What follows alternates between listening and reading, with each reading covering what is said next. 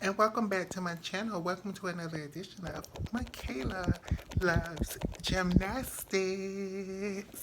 How you guys doing today? Um, Today we will be talking about the cycle of gymnastics between 1997 and 2000, known as one of the worst histories or worst time periods for USA gymnastics. You know, the girls weren't doing very well during that time period. So we're going to discuss a couple of gymnasts on the USA team and what my opinions on why they did not do better and my opinions on what they could have done to make themselves more competitive during that 4-year cycle. The first gymnast we're going to talk about is Vanessa Atler, clearly. Vanessa Atler, first of all, to me, in my opinion, everything we're going to talk about is my opinions and my opinions only. Vanessa Atler was at the wrong gym. Vanessa Atler had two coaches that did not know what to do with her talent.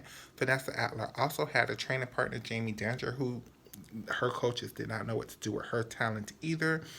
I think part of the reason why Vanessa Atler didn't do as well as she could have done during that quad was because she had horrible coaches.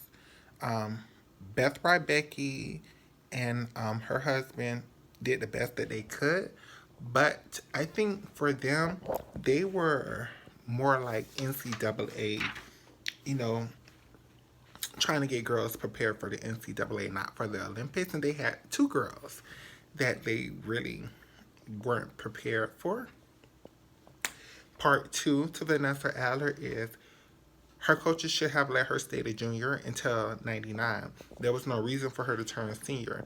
In 1996, the rule where you had to be 15 to compete in a World or an Olympic Championship or an Olympic Games, but they changed the rule in 97 so you had to be 16. So that year's World, both Vanessa and Jamie were too young to compete. So there was no need for either one of them to turn senior that year. In 1998, there was no world championship. So again, those 2 years could have been dedicated to getting all of their routines up to a 10.0 start value. Cleaning up some things, Vanessa learning a new bar routine, Jamie learning a 10.0 bar routine. Um, it's just several things um, that I think for Vanessa Atler that everybody around her, you know, wanted her to do and be something, and and I just don't think they went in the right direction of helping her get to that point. Of course, we all know about the 1999 injury Vanessa Atler had on her ankle at the France International Cup, where she did her double layout punch front on that horrible floor exercise that they had for them to use, and she hurt her ankle really bad and it almost ended her career. Well, if we're going to be honest, that basically was the end of her career. Um, They should have changed her bar routine. They should have changed her bar routine when she fell on it in 97. They should have changed her bar routine in 98. I don't understand why she had to switch coaches for them to change her uneven bar routine. It was ridiculous. Um, as much as we all love the double layout punch front, she should have saved that until 99, 2000 when it was a need for her to compete that skill. She could have still had a 10.0 start value, I think, in her routine without the double layout punch front. She should have saved that until 99. All of this is hindsight, 50-50.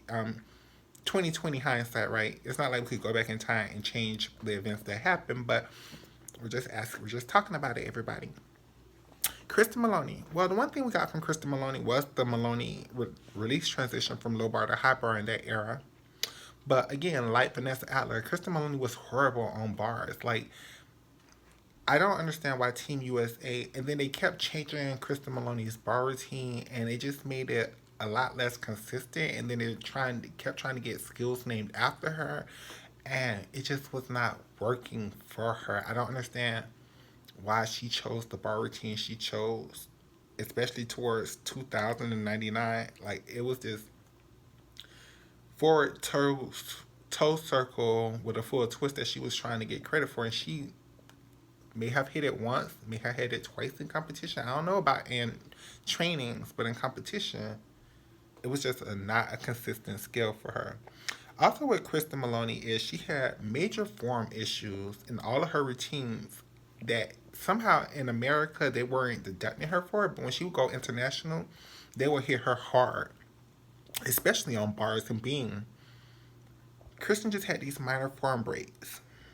Um, Jamie Danger, another one. She should have stayed a junior until 99. Again, her bars. It was a good routine. It just wasn't a 10.0 start value.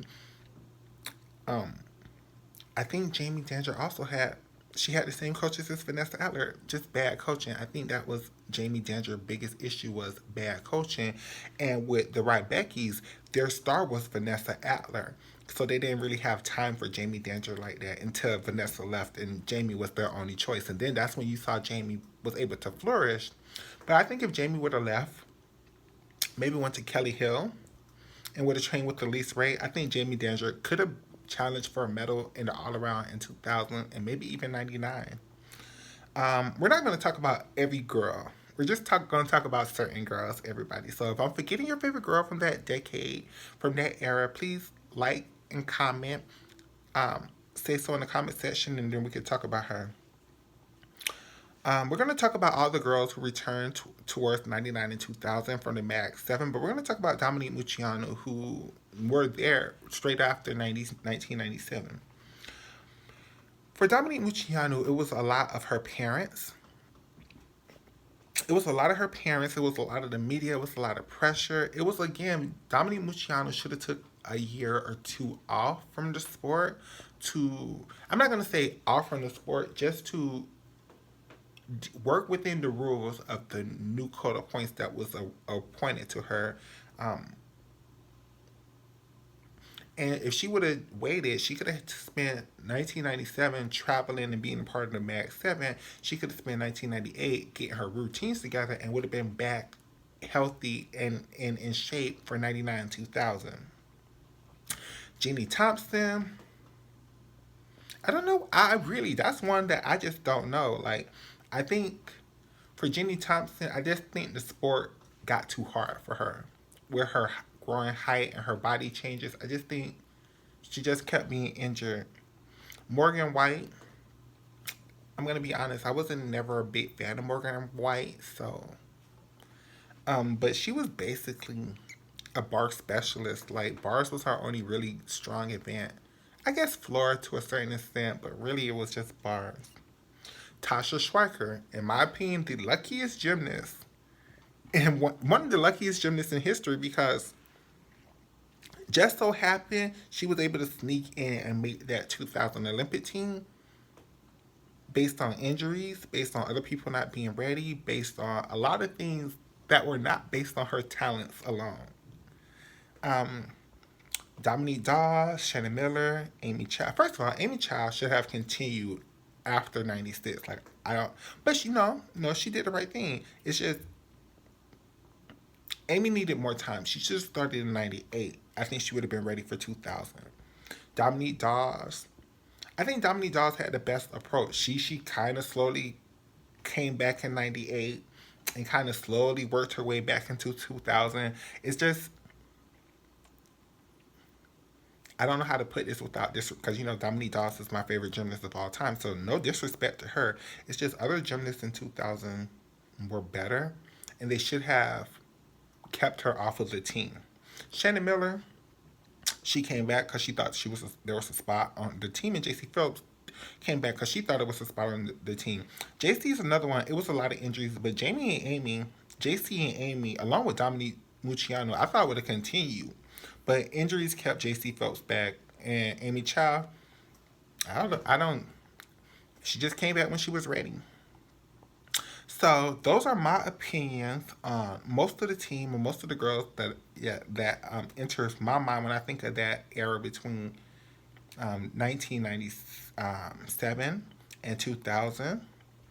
If I'm forgetting any of your favorite gymnasts, please let me know. Hey, you guys, we have reached up to 22 subscribers on my channel, which is big.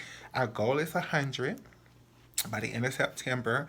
And by the end of the year, we're trying to get 1,000 so we could, get our community tab and monetize this thing. So thank you. Please share. Please support. Please follow me on Instagram, Michaela Loves Gymnastics. Please follow my Facebook group, Michaela Loves Gymnastics. We have serious and deep gymnastics conversations for us gymnastics fans.